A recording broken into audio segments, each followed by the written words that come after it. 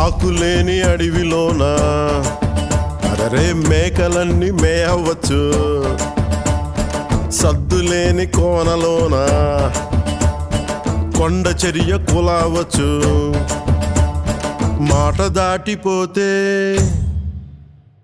మర్మము తెలియకపోతే, మాట దాటిపోతే మర్మము తెలియకపోతే పొగరుబోతు తగురుపోయి కొండను తాకినట్టు.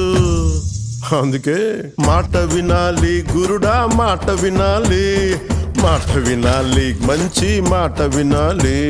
మాట వినాలి గురుడా, మాట వినాలి, మాట వినాలి, మంచి మాట వినాలి.